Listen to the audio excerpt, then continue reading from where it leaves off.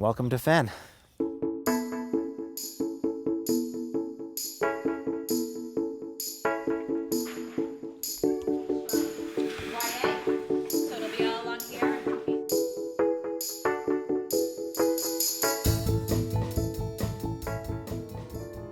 Originally, the library, as it was designed for a smaller school, but even then, it was smaller than what would be the case for a regular school library. We identified that, and as a need to move forward, create not only a bigger library with a much better footprint for the flow of what goes on in the library, but secondly, to really have an updated library for the future as well. The new library is 3 times the size of our old library, so we had approximately 2,000 square feet in our old library, and our new library has almost 6,000 square feet. We'll be able to increase size not just for shelving, but for actual physical space for boys to use the new library. We'll have more tables, we'll have more chairs, we'll have more areas for them to actually be, to work, and to hang out.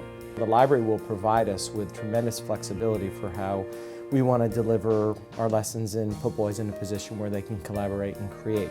The space itself has a variety of learning spaces, from a seminar classroom all the way to a multifunctional space in the middle of the library, which will allow us to shape and move the tables however we want to use them as teachers. The initial concept was to create a library that would be a library alone, but as we considered the plans and looked at the architectural renderings and the like, the good question was raised, a fundamental one of, could we create a second floor? Well, our science labs were far outmoded. They were built in 1964. They have been updated to some degree, but nonetheless, it's really the time for the school to move forward and not defer addressing this vital need. And our architect, Malcolm Kent, who happens to be an expert at laboratory design, having done work for both Boston College and Dana-Farber and other institutions, really looked at it and said this would perfectly fit with a second floor. He engaged the science department teachers and really learned what their needs were, and he said it would beautifully fit out for a science center. For the first time at Fenn, all science teachers are going to be located in the same place. We have the space, the storage space to run our program and to grow our program. They have storage space for students as well, for students who are conducting experiments that cannot be completed within a 45-minute class period, so that they'll have a place to put those things now. Every room is also going to be equipped with LCD projectors.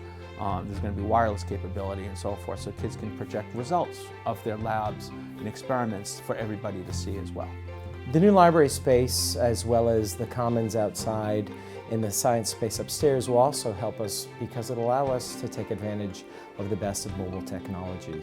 Our library will contain baskets of iPads, which teachers will be able to check out in various configurations and bring to their classrooms, or they can bring their boys in there to be able to do that work, or take them off campus out around our spaces here and use them outside. So we're really excited about those potentials. And with the creation of this new building, for the first time it provides wheelchair access, handicap access, to the second floor of the schoolhouse, which wasn't the case since it was built in 1964. We are painting the entire schoolhouse, new bathrooms, new carpeting, new lighting, new lockers. We thought about sustainability throughout the entire project process, from the initial steps of planning it right through to today. And so initially when we took down the building, we were very thoughtful and careful about how the material was taken apart and demolished and recycled. And the material that was considered in building the new building, the Library and Science Center, were really focused on trying to be as sustainable as possible. Looking at it all, it really becomes clear that there are these wonderfully dedicated learning spaces that preserve the ambience of our prior library, which was very inviting, very friendly. People comment on the openness of it, the light that's there, the reading porch that's on the inside that's so inviting, the porch on the outside where boys will be waiting for buses and the like. The architects have done an amazing job. So between big windows and skylights and capturing the outside through the inside, it feels very much, with the height of the ceilings and the natural light coming through, a very light and airy space. This project will be done this summer, and we will open up in the fall. The first day of school, we'll be in there, and we will have moved in beforehand and done all the preparation.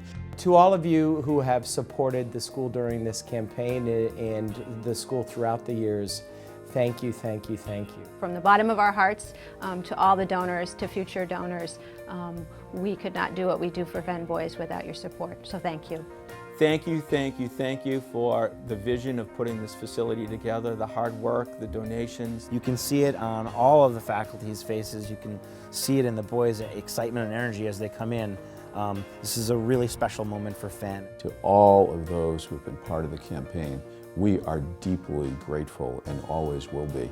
You have helped transform Fenn, and never doubt in any way that you have had a direct effect upon the lives and the education of Fenn boys in the present and in the future. What a thrilling thought, but it certainly warrants our deep, deep gratitude. Personally speaking, I couldn't be more grateful, and you have really, hundreds and hundreds of you have been such an important part of the life of Fenn and will remain that, so thank you.